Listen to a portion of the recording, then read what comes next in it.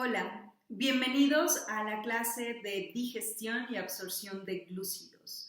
Hoy te voy a explicar con detalle cuáles son las enzimas que utilizamos desde el momento en el que ingerimos los glúcidos, cuáles son los puntos más importantes de digestión, dónde actúan las enzimas específicamente, qué tipo de enlaces rompen y por último, pues la importancia de las disacaridasas en el borde en cepillo y el proceso de absorción. Vas a aprender cuáles son los principales glucotransportadores que están presentes en la membrana apical del enterocito y cuál es el proceso para su absorción hasta llegar a circulación sistémica. Espero que disfrutes lo que tengo preparado para ti. Vamos. Vamos a empezar hablando de cómo los glúcidos pues entran a través del aparato digestivo. Y esto que ves aquí, súper extraño, pues es un aparato digestivo. Entonces aquí estoy tratando de esquematizar. Bueno, ahí ya tiene una apendicitis mi paciente, ¿verdad? El colon, también mi paciente tiene aquí el colon súper distendido, pero bueno, tú dibújalo más bonito, por favor, que el mío. Entonces, el tema no es si dibujo bonito o dibujo feo, sino que pues nosotros vamos a estar ingiriendo estos glúcidos de la dieta. Si recuerdas, el glúcido que nosotros consumimos con mayor frecuencia o en mayor cantidad es el almidón. Dentro, por supuesto, del grupo de los homopolisacáridos, pero consumimos otro tipo de glúcidos, como por ejemplo la lactosa, que también es muy frecuente y que por tener pues una importancia o un papel fisiológico clínico, vamos a darle su lugar aquí extra. Tenemos entonces a la lactosa y tenemos también a la sacarosa. Doctora, pero consumimos glucosa, sí, claro que consumimos, pero también fructosa, sí, también fructosa. El tema es que como te quiero hablar sobre todo de digestión, pues cuando nosotros consumimos monosacáridos, pues estos monosacáridos no necesitan ser digeridos porque van a pasar directamente al borde del cepillo para ser absorbidos. No así el caso de los homopolisacáridos o de los disacáridos, que van a requerir un proceso de digestión para poder después pasar a la absorción. El primer lugar en donde va a tener punto la absorción de los glúcidos es en la boca, en donde la amilasa salival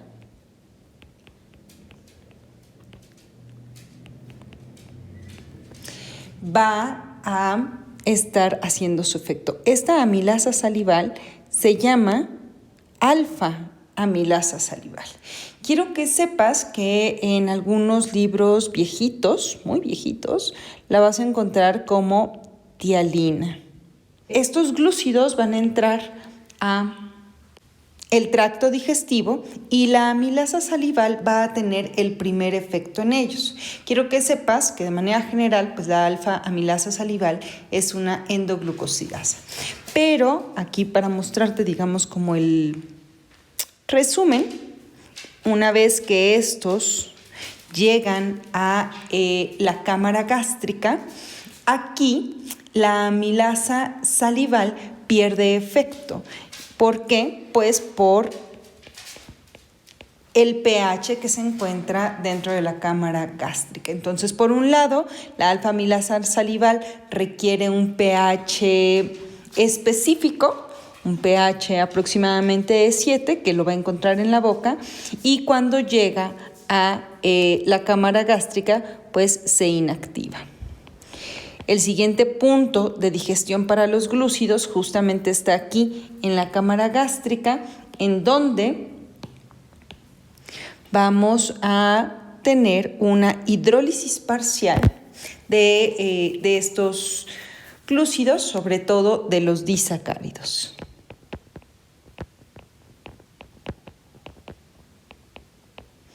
De disacáridos. Justo en este punto, una vez que pasamos la cámara gástrica y gracias a su vaciamiento llegamos a el duodeno, en el duodeno vamos a tener la participación de un órgano que voy a tratar de dibujar y esquematizar aquí. La verdad es que este es el que peor dibujo en la vida, pero ahí está. Eso que ves ahí, mi querido alumno, es el páncreas. Eso es el páncreas. Por si alguien no tiene idea de qué estamos hablando, ¿no? Y no le encuentra forma, ese es el páncreas. Y te lo dibujo aquí pues por la importancia que tiene en el proceso de digestión, ya que en los acinos pancreáticos pues se secretan enzimas importantísimas para la digestión. En el caso de los glúcidos, específicamente, pues la que va a tener importancia es la alfa amilasa pancreática. Este es muy importante porque va a estar actuando también en la digestión de estos, sobre todo, polisacáridos, el homopolisacárido de pues mayor concentración, que es el almidón, y va a tener también este efecto de endoglucosidasa, rompiendo los enlaces que se han establecido entre las glucosas para después pues, poder ser absorbidas.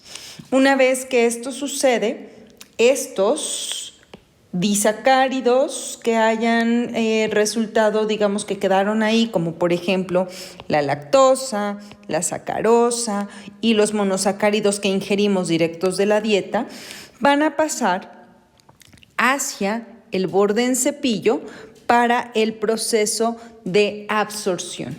Y este proceso de absorción lo voy a esquematizar de esta manera. Proceso de absorción. Es solo esquemático, obviamente toda la absorción se va a llevar a cabo en el intestino delgado, no nada más en esta porción, pero bueno, es para que veas cuál es la secuencia de los procesos que van a estar ocurriendo a este nivel. Bueno, y antes de terminar, aquellos glúcidos, sobre todo polisacáridos que no hayan podido ser digeridos para después ser absorbidos, pues van a continuar su camino a través del tracto digestivo y van a llegar al colon, en donde en el colon pues van a sufrir un proceso de fermentación que va a estar aquí pues patrocinado por las bacterias colónicas. Ahí están las bacterias y aquí lo que va a suceder es la fermentación de los glúcidos. Entonces, vamos a dar paso a un esquema un poquito más específico, en donde, como yo te explicaba, pues tenemos aquí a el almidón. Este almidón tiene que digerirse en pues moléculas más pequeñas, en este caso son las dextrinas y los oligosacáridos. Y el primer punto de digestión o la primera enzima importante para la digestión será entonces la alfa amilasa salival. Acuérdate que está antes. En la literatura viejita lo puedes encontrar como tialina. Y después que tenemos las dextrinas y los oligosacáridos, entonces van a ser objeto de la alfa amilasa pancreática para convertirse o para dar lugar a pues moléculas todavía más pequeñas. Vamos a tener, por ejemplo, que si todavía tenemos oligosacáridos o tenemos por ahí moléculas un poquito más grandes, todavía vamos a tener como resultado dextrinas, vamos a tener maltosa, vamos a tener maltotriosas y vamos a tener isomaltosas. Una vez que tenemos esto, que recuerda, aquí te lo pongo, esto fue digerido a nivel de la segunda porción del duodeno, en donde es vertido el jugo pancreático por la alfa amilasa pancreática. Dentro de lo esencial que debes saber sobre estas dos primeras enzimas es que, si bien todas las enzimas que van a hidrolizar a los glúcidos se llaman glucosidasas, nosotros tenemos endo y exoglucosidasas. Pues resulta que estas dos son endoglucosidasas.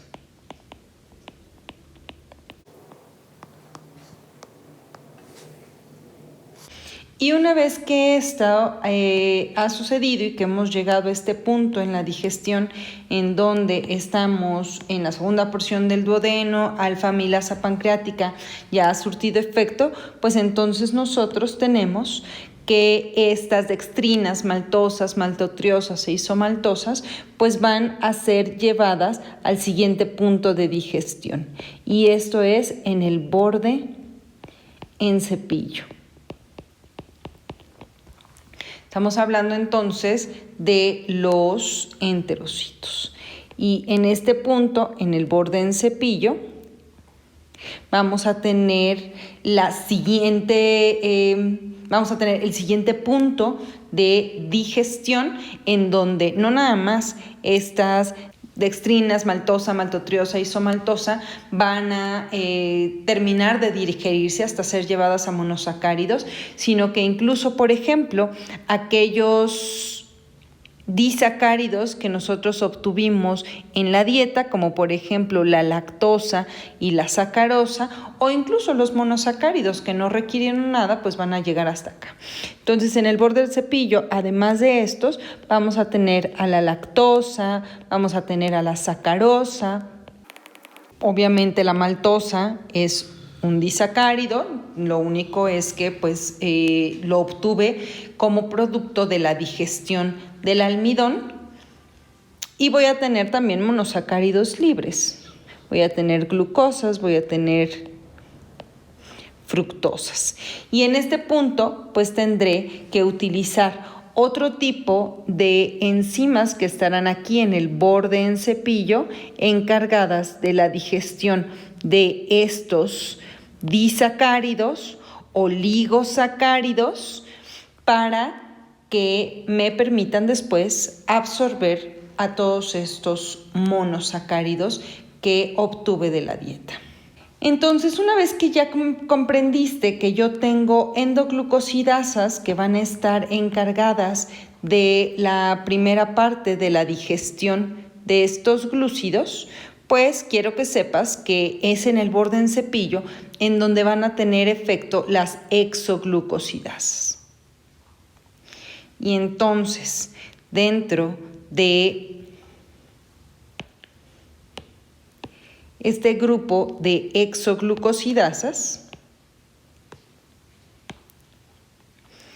vamos a tener a nuestra primera enzima llamada glucoamilasa.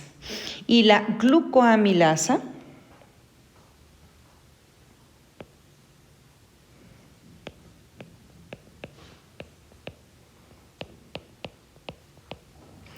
es una exoglucosidasa.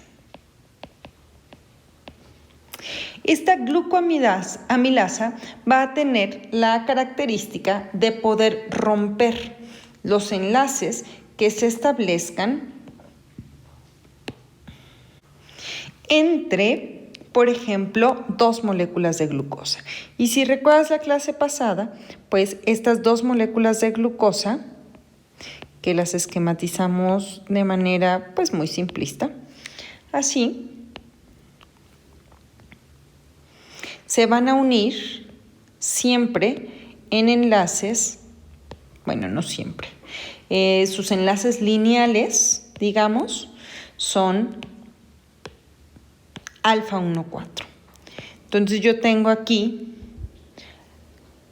un enlace alfa 1,4, glucosa, y este enlace alfa 1,4 es característico del disacárido llamado maltosa. Entonces yo tengo aquí a una maltosa. Y la glucoamilasa va a tener la capacidad de romper este enlace alfa 1,4. Entonces, glucoamilasa rompe enlaces alfa 1,4. ¿Cuál es la enzima que digiere a la maltosa? Es la glucoamilasa, porque yo sé que la maltosa está formada por 2 glucosas unidas en el enlace alfa 1,4. Otra pregunta, o otra forma de preguntar, ¿cuál es el enlace que reconoce la glucoamilasa? Pues reconoce el enlace alfa 1,4 glucosa-glucosa. Entendiendo esto que te acabo de decir, que la glucoamilasa reconoce el enlace alfa 1,4 glucosa-glucosa, si yo te dibujara aquí, en lugar de un disacárido, lo que tengo aquí es un oligosacárido, en donde se establece este enlace entre 3 glucosas, y obviamente este enlace también es un enlace alfa 1,4. ¿Cómo se llama esta estructura? Pues en lugar de ser una maltosa, se llama maltotriosa. Y la glucoamilasa tiene obviamente la capacidad también de digerir a la maltotriosa. ¿Por qué? Pues porque el enlace que identifica o que reconoce o que hidroliza pues es el enlace alfa 1,4. Y las maltotriosas y las maltosas pues tienen esta capacidad justamente de unirse en enlace alfa 1,4. De hecho, si recuerdas la clase pasada, nosotros comentábamos que el almidón está formado por 2 estructuras, y estas 2 estructuras son amilosa y amilopectina. Entonces cuando nosotros ponemos una línea esquematizando un homopolisacárido, quiere decir que las glucosas se están uniendo justamente así, de manera lineal. Y para que las glucosas se unan de manera lineal, pues a lo que nos referimos es que se están uniendo en enlaces alfa 1,4. Pero cuando en estas estructuras complejas, mira, esto es un alfa 1,4, ¿ves? Pero la amilopectina tiene ramificaciones. Y cuando nosotros hablamos de estas ramificaciones, pues entonces no podría establecerse un enlace alfa 1,4 porque se formaría una línea. Para formar una ramificación tengo que hacerlo en un enlace alfa 1,6. Y entonces así es como se van estableciendo las ramificaciones. Este sería un alfa 1,4, pero hago una ramificación. Pues si es ramificación es un alfa 1,6. ¿Sale? Entonces así es como nosotros vamos formando estas cadenas complejas. Entonces, bueno, nosotros tenemos a la glucoamilasa que va a reconocer a los enlaces alfa 1,4. Entonces, la glucoamilasa también la puedes encontrar o la puedes leer como exoalfa 1,4.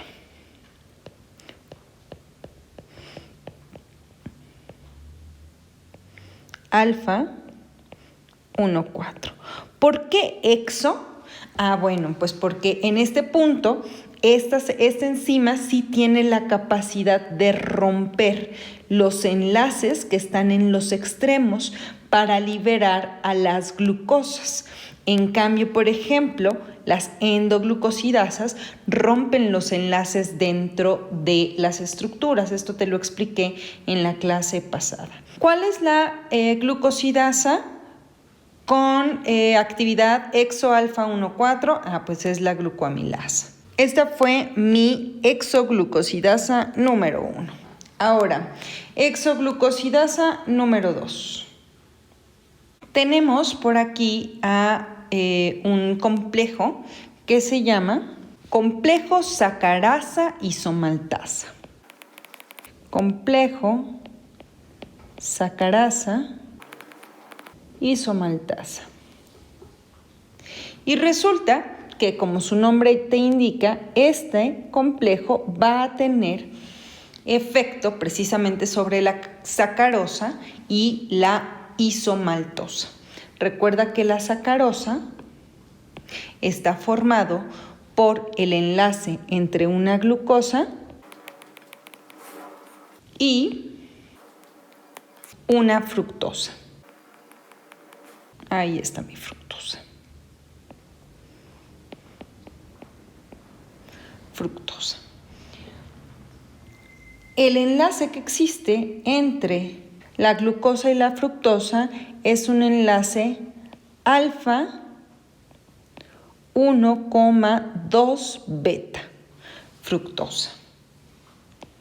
Este es el enlace de la sacarosa. Entonces, en el caso de la sacarosa, nosotros vamos a tener la posibilidad de romper este enlace gracias a este complejo, al complejo sacarasa isomaltasa. Y como su nombre lo indica, pues la parte isomaltasa de este complejo pues me va a ayudar a romper el enlace de la isomaltosa. Y si tú recuerdas bien, la isomaltosa es justamente la que une a dos glucosas en un enlace alfa 1,6. Entonces, vamos a tener aquí esquematizada a esta glucosa y luego vamos a tener aquí esquematizada a otra glucosa. Y vamos a nombrar los carbonos para que no te me confundas. Aquí tengo a las glucosas así, la tengo como volteadita esta de arriba, como si le hubiera dado un giro hacia acá. Y aquí tengo el oxígeno y aquí tengo el carbono terminal. Y de esta manera entonces, si los numeramos, este es el carbono 1, este es el carbono 2, 3, 4, 5 y 6. Y acá tengo el carbono 1, 2, 3, 4, 5 y 6. Y aquí el enlace que se establece es de esta forma. Es desde el carbono 1 al carbono 6. Así. Y entonces este es un enlace alfa 1,6. Estos son los enlaces con los que yo hago las ramificaciones. Este es un enlace alfa 1,6. Para hacer las formas lineales yo tengo alfa 1,4, pero para las ramificaciones tengo alfa 1,6. Y para romper estos enlaces no puedo hacerlo con una glucoamilasa. ¿Por qué no? Porque la glucoamilasa reconoce alfa 1,4 y yo necesito uno que me reconozca un alfa 1,6. Y entonces la isomaltasa, el complejo sacarasa isomaltasa, tiene también esta actividad de reconocer e hidrolizar el enlace alfa 1,6. En literatura viejita puedes encontrar que describen a la sacarasa separada de la isomaltasa y a la isomaltasa la llamaban alfa dextrinasa.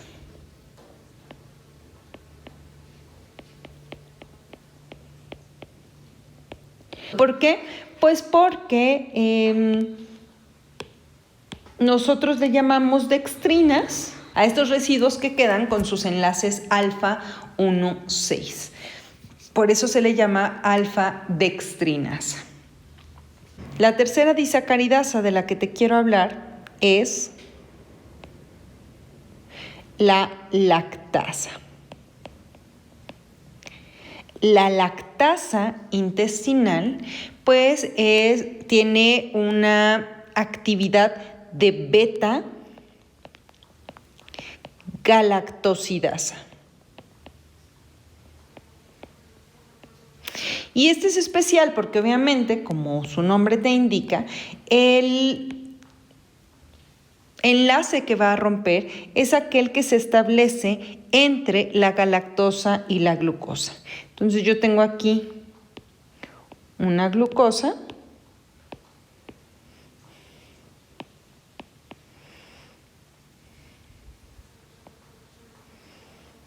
y tengo de este lado a mi galactosa. Entonces, esta es una galactosa, esta es una glucosa y aquí se está estableciendo un enlace beta 1,4. Recuerda que yo sé que este es beta porque tengo tanto al grupo funcional como al carbono terminal dirigidos hacia la misma dirección. Por eso es que el enlace de la lactasa es un enlace beta 1,4 galactosa glucosa. Este entonces se llama lactosa. El disacárido lactosa requiere de la lactasa para poder romper ese enlace. Y una vez que yo he roto este enlace, entonces voy a tener libres galactosas y glucosas.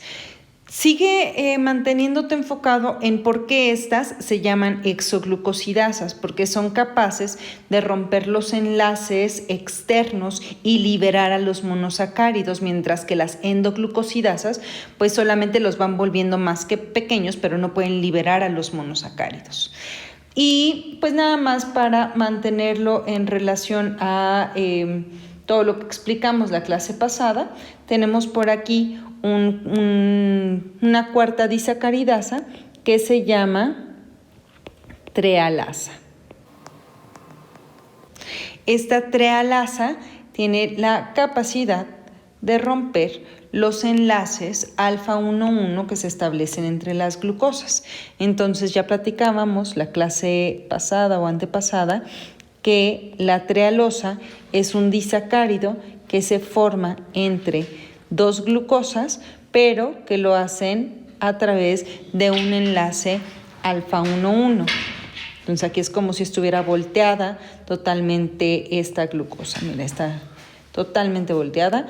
Este es un enlace alfa 1,1 y pues básicamente es el vestigio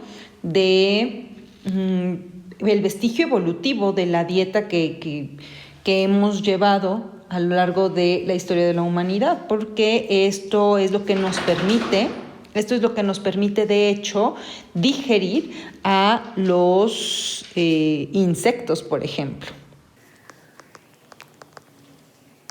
Entonces esta trialasa puede romper el enlace alfa 1,1 y liberar estas glucosas para que yo pueda absorberlas. Entonces, una vez que yo he logrado digerir todos estos glúcidos, pues entonces tengo en el borde en cepillo monosacáridos. ¿Estás de acuerdo conmigo?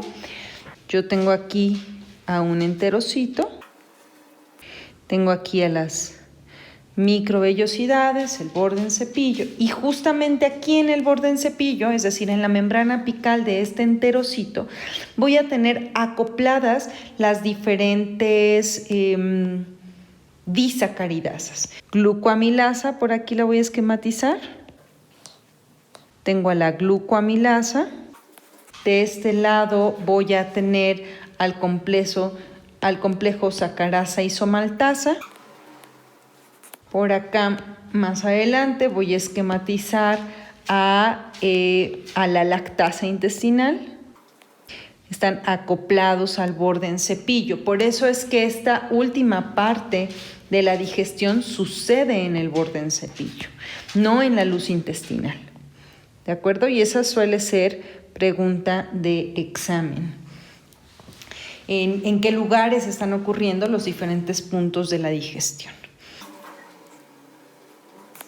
Vamos a tener aquí, por ejemplo, maltosas, que fueron el producto de la digestión de la amilasa pancreática.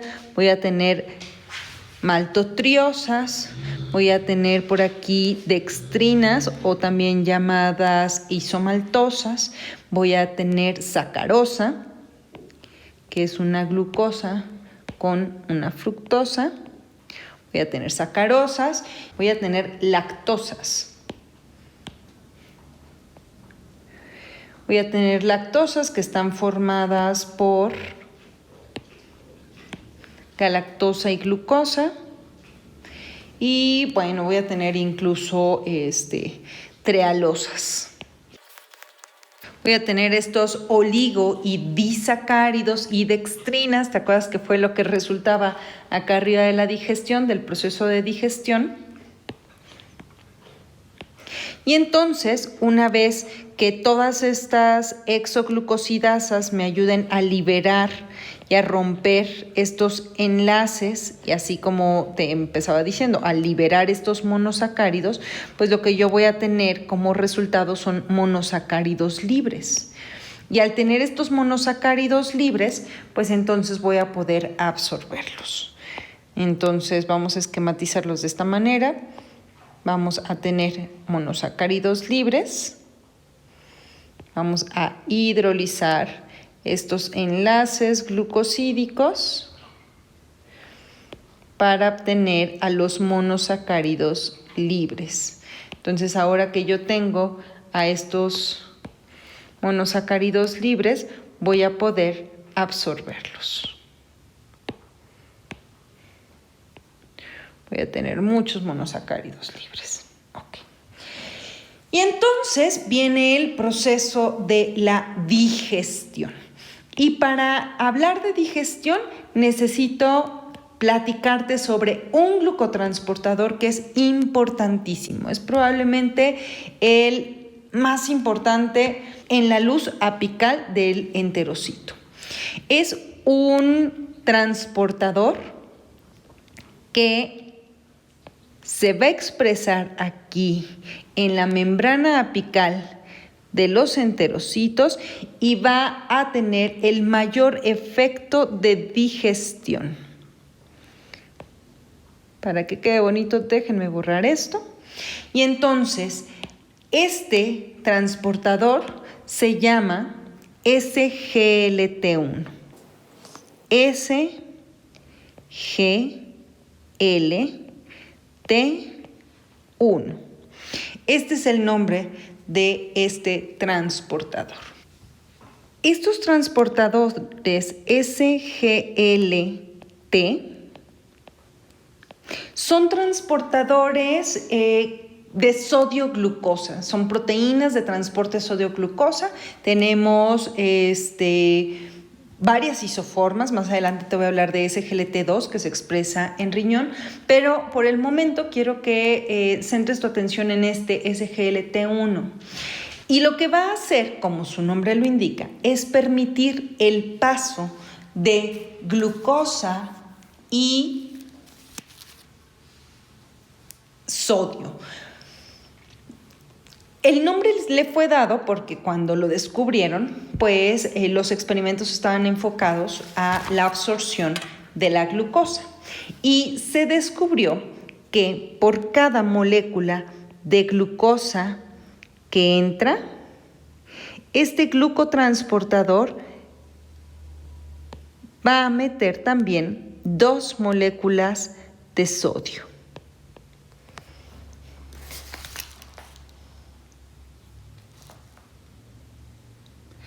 Esta entrada de sodio es a favor del gradiente de concentración.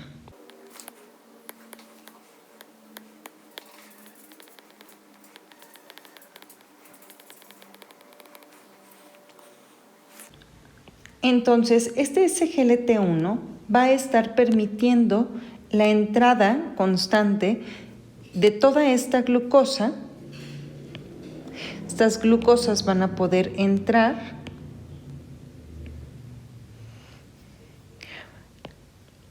pero resulta que no nada más va a permitir la entrada de la glucosa. Resulta que ese GLT1 además es súper afín a la galactosa. Entonces, estas galactosas que hayan resultado de la digestión de la lactosa van a poder entrar gracias a ese GLT1. Y déjame decirte que si de hecho el SGLT1 tiene, por ejemplo, una afinidad por la glucosa del 100% de afinidad, por la galactosa presenta una afinidad del 110%. Eso quiere decir que deja pasar más rápido a la galactosa que a la glucosa. Le gusta más la galactosa que la glucosa. No quiere decir que no va a dejar pasar a la glucosa, por supuesto que sí, pero con fines, digamos, de estudio y de conceptualización, pues tienes que saber que después se descubrió que deja pasar más rápido, tiene mayor afinidad por la galactosa que por la glucosa. Tanto cuando entra glucosa como cuando entra galactosa, siempre va a meter 2 moléculas de sodio, siempre. No pases esto por alto, no te lo esquematicé aquí, pero por cada monosacárido que entra, van a entrar 2 moléculas de sodio, ¿de acuerdo? Y eso es muy importante que lo recuerdes.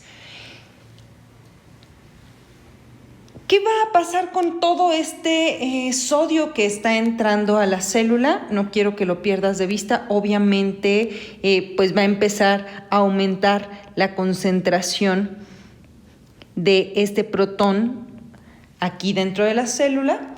Y lo que sucede es que gracias a la ATPasa sodio-potasio, pues se va a poder restablecer este equilibrio. Gracias a la ATPasa sodio-potasio,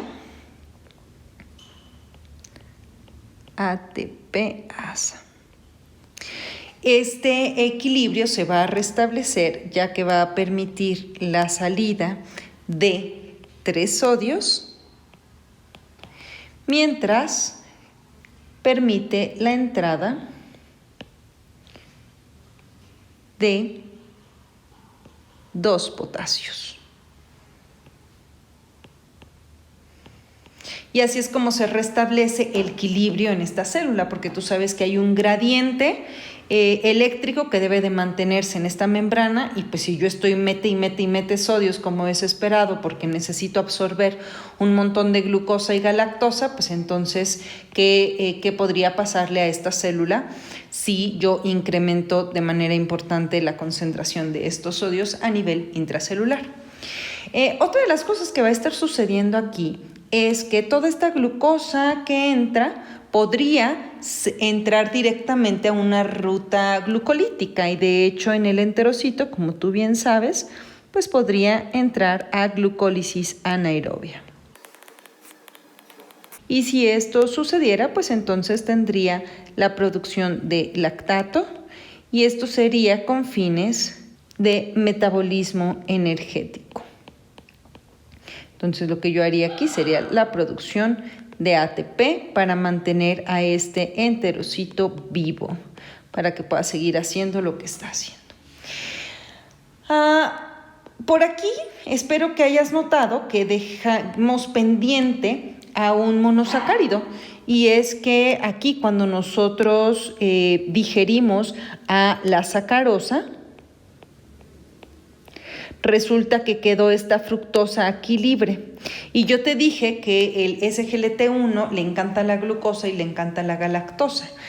Pero ¿qué onda con la fructosa? Bueno, pues resulta que yo tengo un glucotransportador que tiene gran afinidad por la fructosa. Y ese es el GLUT5. Como vas a ver más adelante en un documento que te voy a compartir, hay diferentes tipos de glucotransportadores. Los SGLT1 se expresan, por ejemplo, en la membrana apical del enterocito, y tenemos estos glucotransportadores que llamamos GLUTs, y en la membrana del enterocito no se expresan todos los GLUTs. A ver, voy a hacer esto bonito. Pero resulta que este GLUT5, que se expresa en la membrana apical del enterocito, tiene una gran afinidad por la fructosa. Entonces, si va a haber fructosa aquí adentro, es gracias a GLUT5.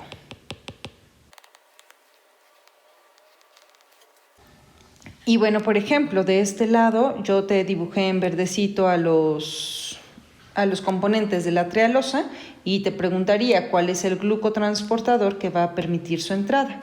Y lo que tú tienes que estar pensando inmediatamente es, pues, SGLT1. Porque no importa si esta glucosa estaba formando parte de una sacarosa, una lactosa, maltosa o trealosa, al final van a quedar libres como glucosas. Y cuando entran, pues entran por SGLT1 y siempre acompañados de este sodio. Siempre. Resulta que en la membrana apical del enterocito hay otro glucotransportador que se expresa. Es un glucotransportador muy importante que se llama GLUT2. Lo voy a poner aquí abajo.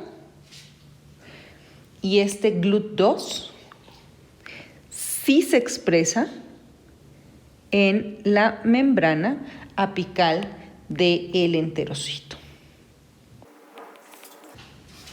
Sin embargo, solamente se va a expresar cuando la concentración de moléculas de glucosa sea mayor a 1000 moléculas por segundo. Es decir, cuando hay una gran concentración de glucosas en el borde en cepillo, una gran cantidad significa más de 1000 moléculas por segundo.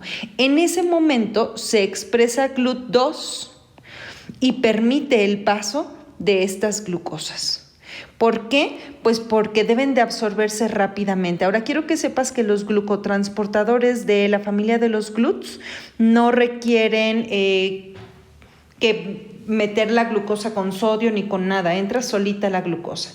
Entonces, todo esto es con el fin de asegurar que toda la glucosa que llegue aquí al borde en cepillo sea absorbida de la manera más eficiente. Entonces, va a estar participando SGLT1, que está ampliamente expresado en toda la membrana apical del enterocito, pero si no se da abasto, pues tenemos a GLUT2 para que esté metiendo a todas estas glucosas a la célula. Una vez que todas estas glucosas están dentro de la célula, bueno, los monosacáridos en general y que incluso hemos ya cubierto el metabolismo energético, ya sabes, las necesidades básicas de esta célula, pues entonces vamos a tener que terminar el proceso de absorción. Y el proceso de absorción termina cuando todas estas moléculas pasan a través de la membrana vasolateral del enterocito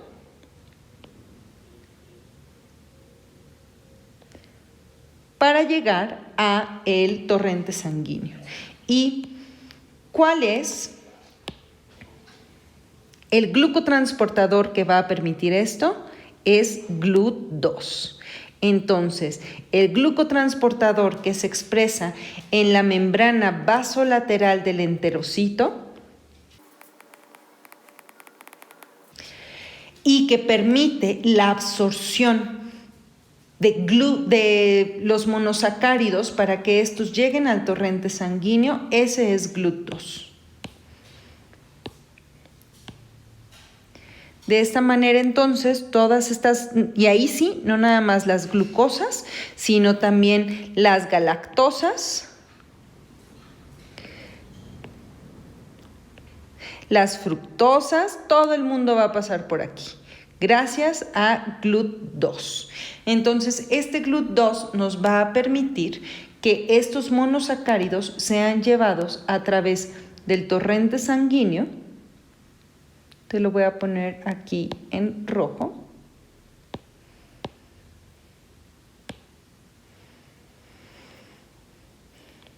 Van a ser llevados a través de el torrente sanguíneo hacia,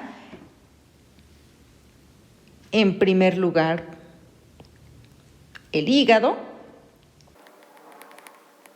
pero también a los tejidos extrahepáticos.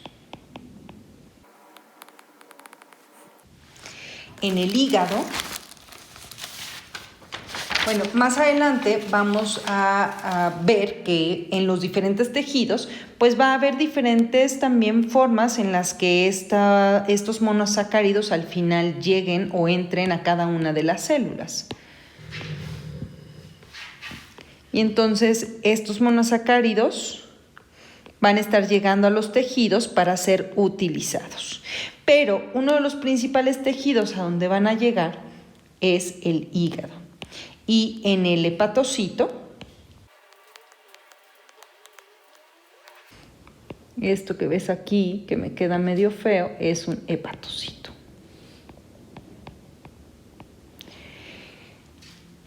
Estos monosacáridos van a entrar gracias a el glucotransportador GLUT2. Ahora, quiero volver a hacer énfasis en cada uno de los tejidos, en cada una de las células, pues se va a requerir diferentes glucotransportadores, y eso lo vamos a estudiar en el tema de glucotransportadores. Pero aquí en el hepatocito es importante para mí que de una vez ubiques que es GLUT2 el que va a permitir la entrada de estos monosacáridos. Y van a entrar todos, va a entrar la glucosa, va a entrar fructosa, va a entrar galactosa, y todos van a poder llevar a cabo aquí parte de su metabolismo. Y por supuesto, en el hepatocito, como tú sabes, hay una enzima muy importante que se expresa, que es la glucosinasa. Esta glucosinasa será la primera enzima que va a fosforilar a esta glucosa o fructosa o a esta glucosa. Y esto va a marcar la ruta o va a iniciar la ruta de la glucólisis. Entonces, de manera súper general, pues la glucosa va a fosforilarse en el sexto carbono, dándome lugar a glucosa 6-fosfato. Esta glucosa 6-fosfato después va a poder darme fructosa 1,6-bifosfato. Esto me va a llevar, te estoy pintando la ruta súper abreviada de la glucólisis, a piruvato.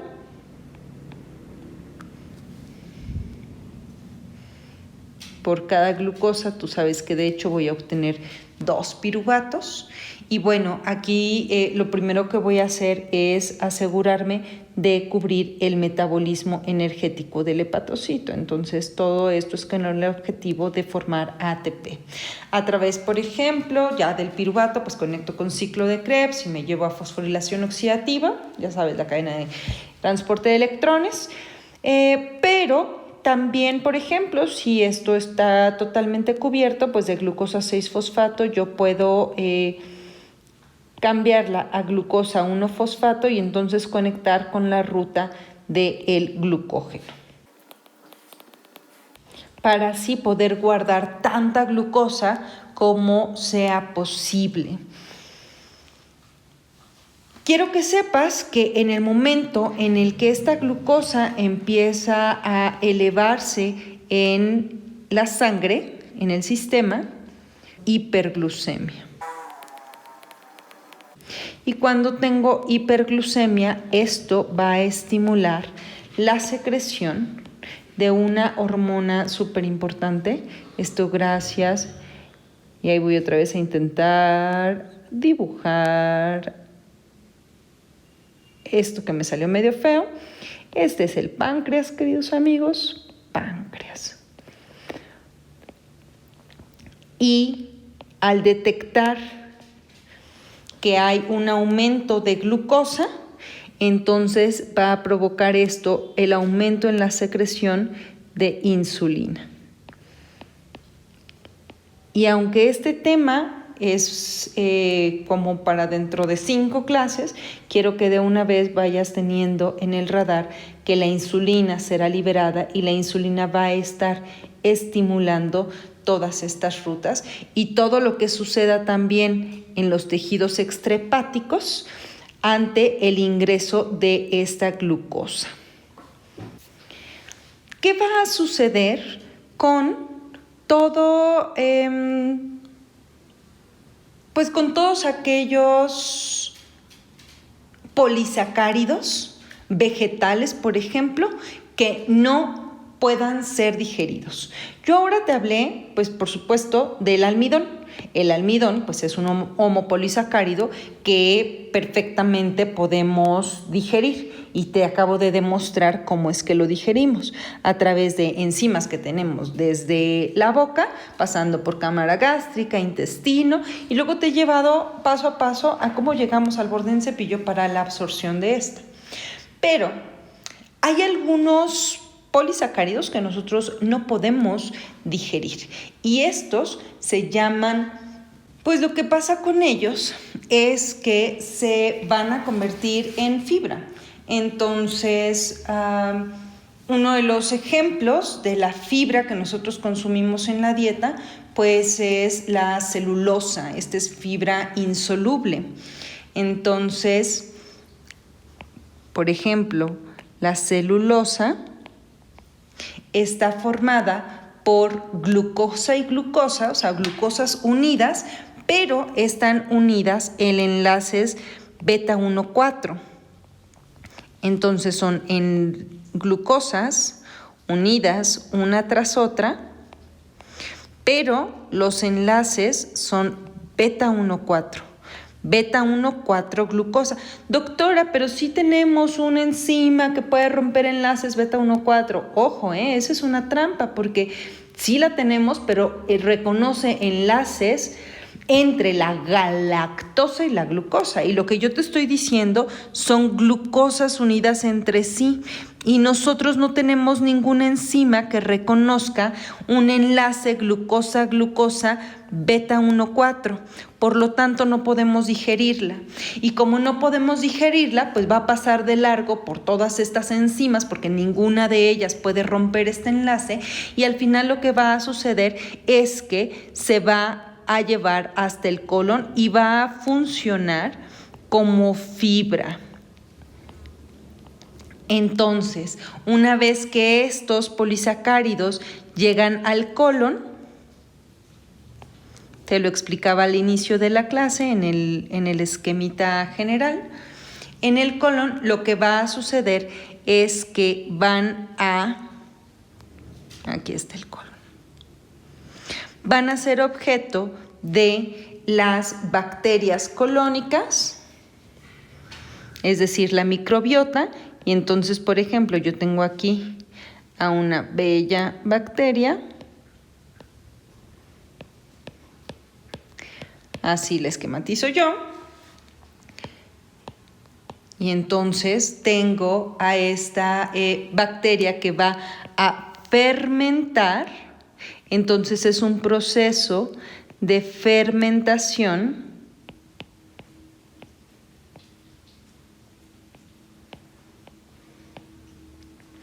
a través del cual voy a obtener pues dos tipos de producto.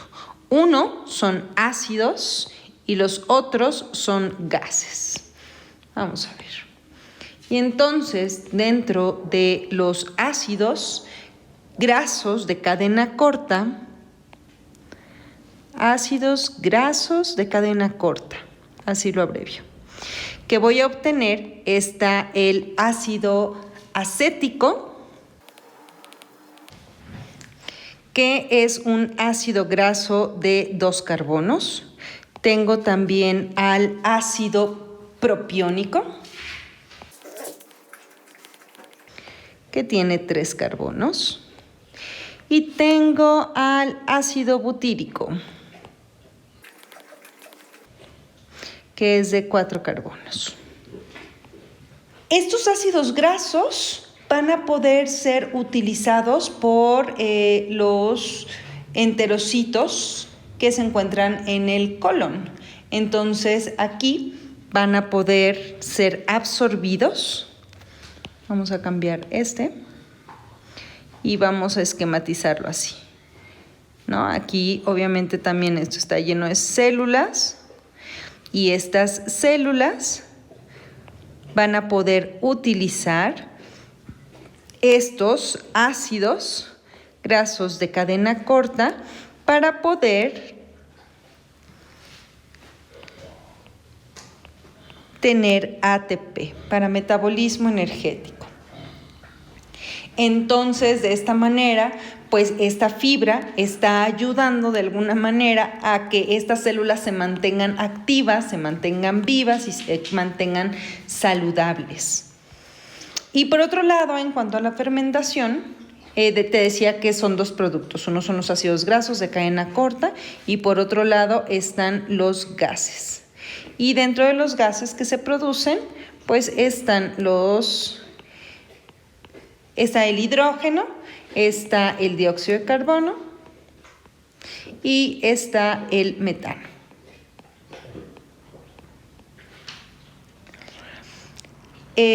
La buena función de este colon y la integridad de esta microbiota, aquí te puse una bacteria, pero en realidad son muchísimas bacterias, son miles de bacterias, todas estas bacterias que están en el colon y que pues al final tienen que funcionar de manera coordinada y correcta, y también lo que llega al colon debe ser suficiente para mantenerlas vivas, para producir estos productos que al final utiliza el colon, pues es lo que va a determinar el correcto funcionamiento de y pues se va a manifestar clínicamente pues como heces de consistencia correcta, con frecuencia correcta, que no duelan al ser evacuadas, que no tengan sangre, que no tengan moco, que no tengan absolutamente nada, y además una buena producción